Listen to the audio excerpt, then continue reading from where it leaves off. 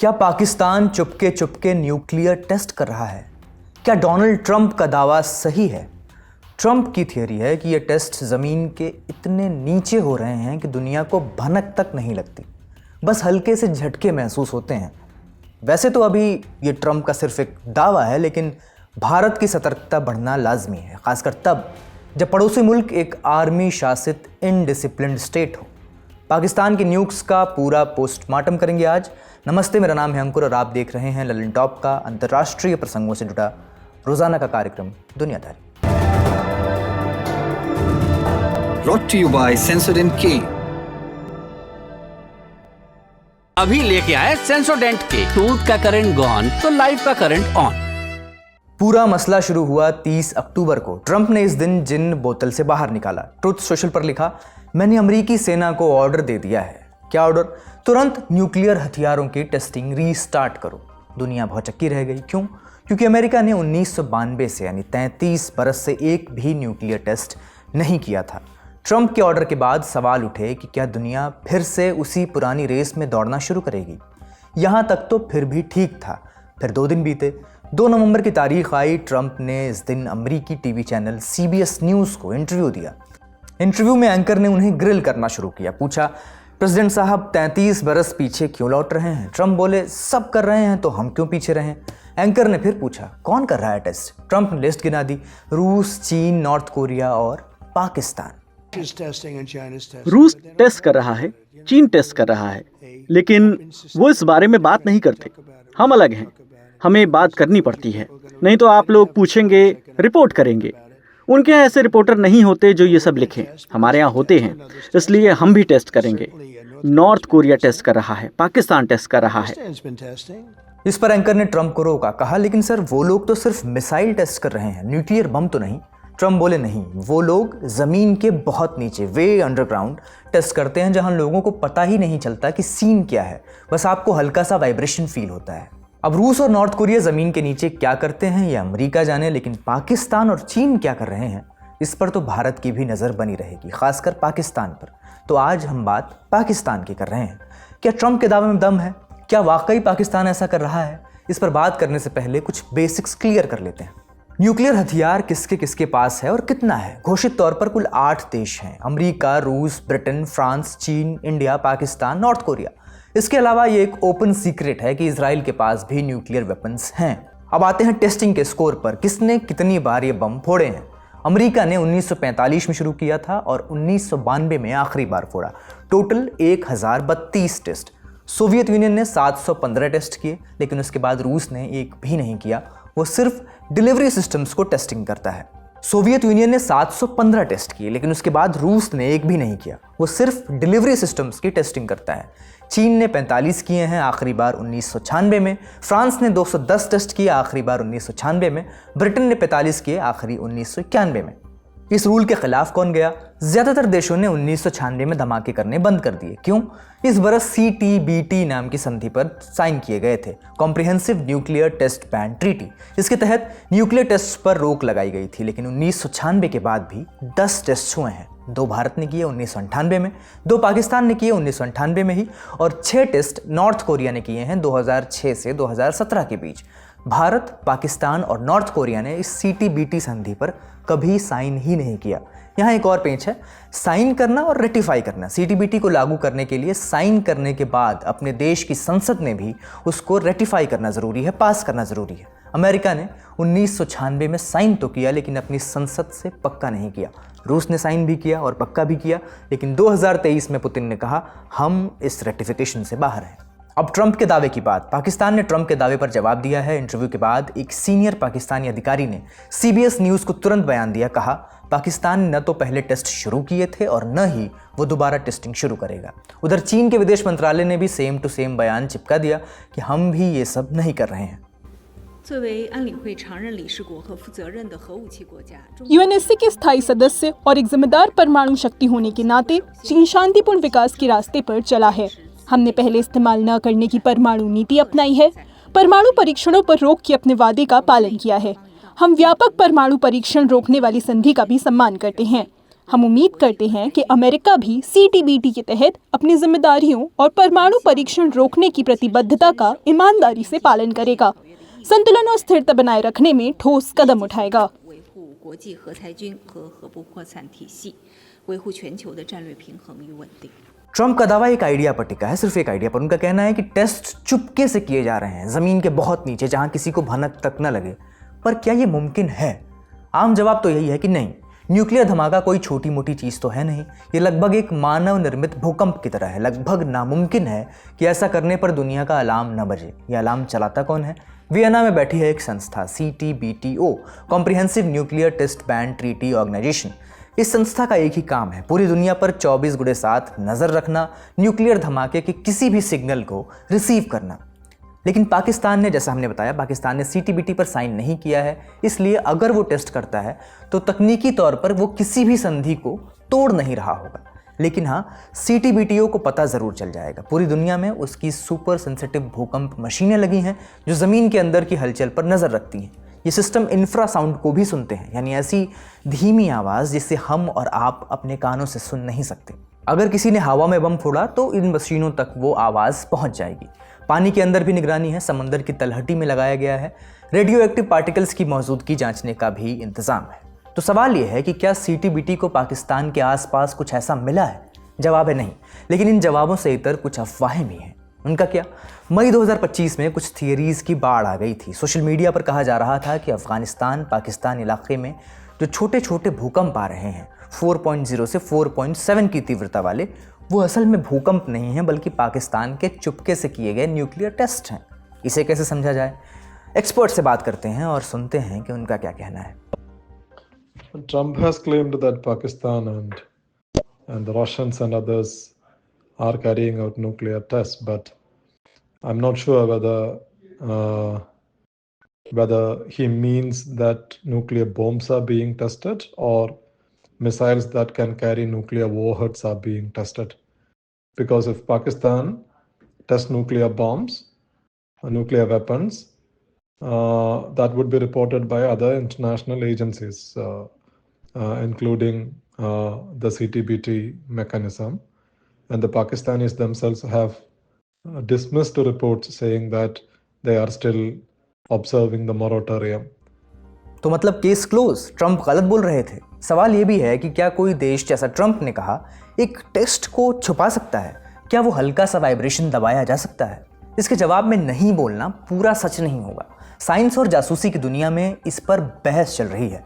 अप्रैल 2025 में अमेरिका के loss Alamos lab के साइंटिस्ट ने इसी सवाल को टेस्ट किया।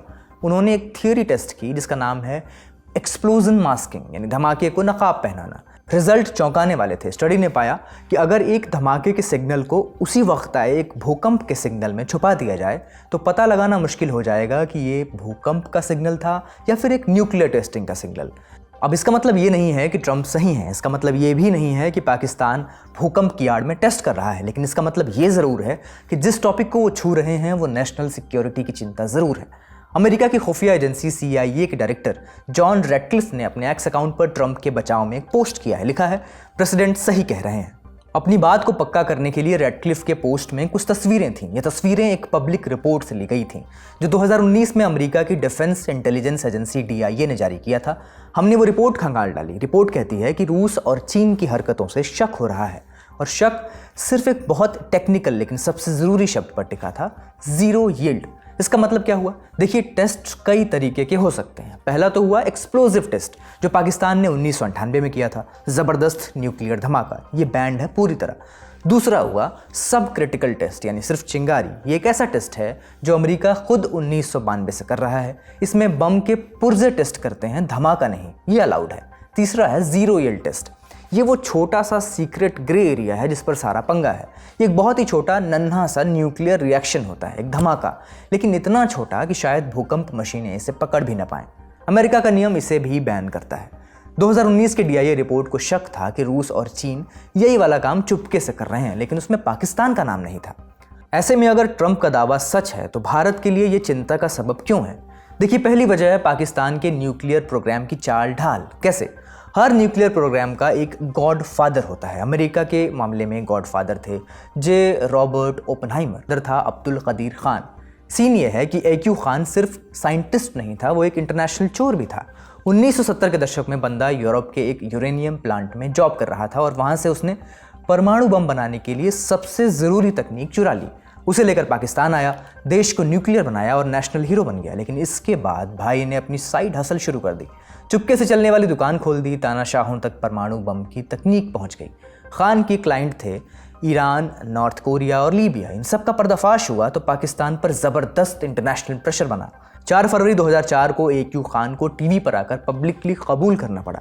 इसके बाद क्या हुआ? अगले ही दिन 5 फरवरी को पाकिस्तान के राष्ट्रपति परवेज़ मुशर्रफ ने उसे क्षमादान दे दिया, माफ़ कर दिया। इससे आप इतना समझ गए होंगे कि पाकिस्तान के न्यूक्लियर प्रोग्राम की बैक स्टोरी ही स्कैम है। पाकिस्तानी हुक्मरान अपने ही न्यूक्लियर सेटअप पर पूरी तरह पकड़ नहीं रखते हैं। वे किसी जिम्मेदार देश की तरह बर्ताव नहीं करेंगे। उनकी गेम के रूल्स अलग हैं। क्या है रूल्स? समझते हैं। न्यूक्लियर स्ट्रैटेजी की दुनिया में इसे डॉक्ट्रिन कहते हैं, मतलब सिंपल रूल बुक कि कब, क्यों और कैसे कोई देश इस हथियार का इस्तेमाल करेगा। भारत और पाकिस्तान की डॉक्ट्रिन बिल्कुल एक दूसरे के बिल्कुल उलट है। इंडिया का फंडा एकदम क्लियर है। 1999 में इसे पब्लिक कर दिया गया था ड्राफ्ट न्यूक्लियर डॉक्ट्रिन के जरिए। साफ साफ 5 बातें कही गई थी। पहला, यह हथियार डिटरेंस के लिए है, सुरक्षा के लिए। दूसरा, नो फर्स्ट यूज़, यानी हम कभी पहले बटन नहीं दबाएंगे। जिन देशों के पास न्यूक्लियर बम नहीं है, हम उन पर कभी ये न्यूक्लियर पावर इस्तेमाल नहीं करेंगे। लेकिन अगर किसी ने हम पर हमला किया तो जवाब प्यूनिटिव होगा, दंडात्मक होगा, ऐसा कि सामने वाले को हमेशा के लिए पछतावा होगा। 5वीं बात, भारत का प्रोग्राम ट्रायड बेस्ड होगा, यानी जवाब हर जगह से मिलेगा, ज़मीन, हवा और समंदर। इसके बरक्स पाकिस्तान की रूल बुक सीक्रेट है। पाकिस्तान ने कभी इसे पब्लिक नहीं किया। उन्होंने कन्फ्यूज़न को ही अपनी नीति बना ली।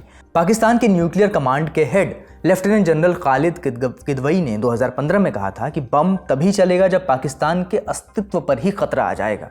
उन्होंने 4 चीज़ें गिनाई थी। बम चलेगा अगर भारत पाकिस्तान के बड़े इलाके पर कब्जा कर ले, पाकिस्तान की फ़ौज का बड़ा हिस्सा तबाह कर दे, पाकिस्तान की इकॉनमी तबाह कर दे, पाकिस्तान के अंदर बड़ी गड़बड़ी या बगावत करवा दे। एक्सपर्ट्स कहते हैं कि ये आखिरी के 2, इकॉनमी और अंदरूनी गड़बड़ी, इतनी गोलमोल हैं कि इनका कोई भी मतलब निकाला जा सकता है। एक पॉइंट और है, बरास्ते लोकतांत्रिक सरकार के भारत का न्यूक्लियर बटन पूरी तरह लोकतंत्र के हाथों में है। प्रधानमंत्री की अध्यक्षता में न्यूक्लियर कमांड अथॉरिटी ये तय करती है कि हमला करना है या नहीं। वहीं पाकिस्तान में फ़ौज सीधा कंट्रोल करती है। ISI जैसी खुफिया एजेंसियों का भी दखल है। असली फैसला रावलपिंडी से ही लिया जाता है। पाकिस्तान ऐसा क्यों करता है? क्योंकि उनका न्यूक्लियर प्रोग्राम भारत को ध्यान में रखकर बनाया गया था, सिर्फ और सिर्फ भारत की बड़ी फौज को बैलेंस करने के लिए। वो जानते हैं कि कन्वेंशनल लड़ाई में हार जाएंगे, इसलिए वो कभी भी नो फर्स्ट यूज़ नहीं मानते। उनका मकसद हमेशा धमकी बनाए रखना है। सीमा पर ज़रा सी हलचल होती है और उनकी धमकियाँ शुरू हो जाती हैं। पाकिस्तान की यही नीति एक खतरनाक सिचुएशन पैदा करती है। इसी को ज्ञानी लोग स्टेबिलिटी इंस्टेबिलिटी पैराडॉक्स कहते हैं। मतलब स्टेबिलिटी यानी स्थिरता, पाकिस्तान चिल महसूस करता है। उसे पता है कि इंडिया फुल स्केल अटैक नहीं करेगा। क्यों? क्योंकि उसकी नो फर्स्ट यूज़ पॉलिसी है। और इंस्टेबिलिटी यानी अस्थिरता, इसी चिल होने की वजह से उसकी हिम्मत बढ़ जाती है। वो छोटे मोटे पंगे लेता रहता है। छोटे मोटे पंगे क्या? स्टेट स्पॉन्सर्ड आतंकवाद, बॉर्डर पार घुसपैठ। पाकिस्तान लंबे वक्त से ये मानकर चलता रहा है कि वो भारत को 1000 घाव देकर लहूलुहान कर सकता है, ब्लीड इंडिया विद 1000 कट्स। लंबे समय से उसका ये न्यूक्लियर ब्लैकमेल चल रहा है। अब भारत ने यह तय कर लिया है कि बहुत हुआ। कुछ ही महीने पहले ऑपरेशन सिंदूर में पाकिस्तान को इसका मुजाहिरा भी देखने को मिला है। पाकिस्तान के साथ एक दिक्कत और है। रिपोर्ट्स बताती हैं कि पाकिस्तान लंबे समय से टैक्टिकल न्यूक्लियर वेपन्स पर काम कर रहा है, जैसे नस्र मिसाइल। नस्र एक छोटी दूरी की मिसाइल है, लेकिन आम मिसाइल नहीं है। ये एक टैक्टिकल न्यूक्लियर वेपन है। कहा जाता है कि ये और ज़्यादा खतरनाक है। ये न्यूक्लियर हमले की लाइन को बहुत नीचे गिरा देती है। देखिए, जब भी हम न्यूक्लियर बम सोचते हैं तो दिमाग में पूरा शहर तबाह होने की तस्वीर आती है, लेकिन टैक्टिकल का सीन अलग है। ये 4 बातों पर तय होता है। इसकी मिसाइल की रेंज और ताकत कम होती है।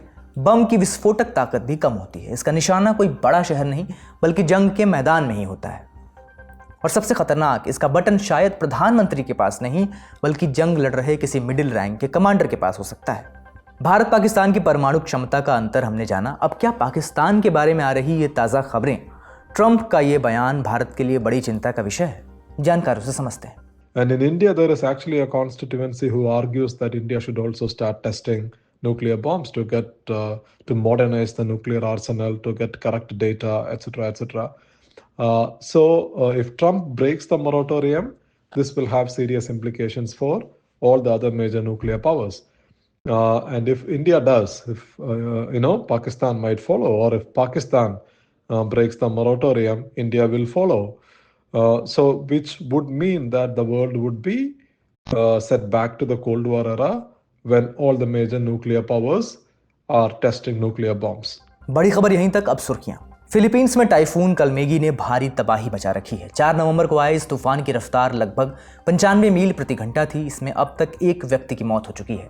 हजारों लोग बेघर हैं। तेज बारिश के चलते सड़कों पर पानी भर गया है, गाड़ियां डूब रही हैं और लोग अपने घरों की ऊपरी मंजिलों में फंसे हुए हैं। सोशल मीडिया पर जो वीडियो सामने आए उनमें सेबू द्वीप की सड़कें नदी जैसी दिख रही हैं। सरकार ने अब तक लगभग 60 लाख पेसो यानी करीब 90 लाख रुपए की राहत सामग्री भेजी है। इसमें खाने का सामान भी शामिल है। फिलीपींस की सेना और कोस्ट गार्ड की टीम्स मलबा हटाने और लोगों को सुरक्षित जगह पहुंचाने में लगी हैं। अधिकारियों के मुताबिक फिलीपींस में करीब 60,000 लोग तूफान की सीधी जद में थे। पहले से ही 26,000 परिवारों को सेबू, लेटे और नेग्रोस से हटाकर सुरक्षित स्थानों पर भेज दिया गया था। आने वाले दिनों में इस तूफान के वियतनाम पहुंचने का अनुमान लगाया गया है। फिलीपींस के इस इलाके में 1 महीने पहले ही 6.9 तीव्रता का भूकंप आया था। भूकंप से लोग उबर ही रहे थे कि इस बीच कलमेगी तूफान आ गया है। इस वजह से यहाँ ज्यादा तबाही मची है। अगली खबर पेरू वर्सेस मेक्सिको की। 2 लैटिन अमेरिकी देश जिनके बीच एक नेता को लेकर कोल्ड वॉर छिड़ा हुआ है। नेता का नाम है बेट्सी शावेज। वे पेरू की पूर्व प्रधानमंत्री हैं। इन पर पेरू में देशद्रोह का मामला चल रहा है। इस बीच मेक्सिको ने शावेज को पेरू की राजधानी लीमा में मौजूद अपने दूतावास में शरण दी है। पेरू को इसी पर आपत्ति है। वो मेक्सिको पर उसके आंतरिक मामलों में दखल देने का आरोप लगा रहा है। इस वजह से अब पेरू ने मेक्सिको से अपने डिप्लोमेटिक रिश्ते खत्म करने की घोषणा की है। ये पहली बार नहीं है जब पेरू की राजनीति मेक्सिको से उसके रिश्तों के बीच आई है। इससे पहले भी मेक्सिको ने पेरू के एक और प्रधानमंत्री रह चुके पेड्रो कास्टिलो को लेकर सहानुभूति जताई थी। कास्टिलो वही नेता हैं जिन्होंने 2022 में पेरू में इमरजेंसी लगाने की कोशिश की थी। दरअसल उस वक्त संसद राष्ट्रपति को पद से हटाने पर वोट करने वाली थी। इससे बचने के लिए कास्टिलो संसद भंग कर इमरजेंसी लगाना चाहते थे, लेकिन सेना का साथ न मिलने की वजह से कास्टिलो का प्लान फेल हो गया। फिर उन्हें गिरफ्तार कर लिया गया था। बेट्सी शावेज पर कास्टिलो के तख्ता पलट वाले प्लान में साथ देने का आरोप है। उनके खिलाफ विद्रोह का मामला दर्ज है जिसमें उन्हें 25 साल तक की सजा की मांग की जा रही है। शावेज का कहना है कि उन्हें कास्टिलो के प्लान की कोई जानकारी नहीं थी। बहरहाल पेरू के फैसले पर मेक्सिको की तरफ से कोई बयान नहीं आया है, लेकिन साफ है कि दोनों देशों के रिश्तों में तनाव अब चरम पर पहुंच गया है। आज की आखिरी खबर इजराइल और भारत के रिश्तों पर। 4 नवंबर को विदेश मंत्री एस जयशंकर ने अपने इजरायली काउंटरपार्ट गिदोन सार से दिल्ली में मुलाकात की। जयशंकर ने कहा, भारत गजा पीस प्लान का समर्थन करता है। भारत को भरोसा है कि यह प्लान वेस्ट एशिया में चल रहे संघर्ष का एक टिकाऊ समाधान निकालने में मदद करेगा। We have naturally been following developments in your region with very close attention. We welcome the return of the hostages and the remains of those who unfortunately lost their lives. India supports the Gaza peace plan and hopes that it paves the way for a durable and lasting solution. Israeli विदेश मंत्री गिदोन सार ने भारत के साथ साझेदारी को मजबूत करने का भरोसा जताया।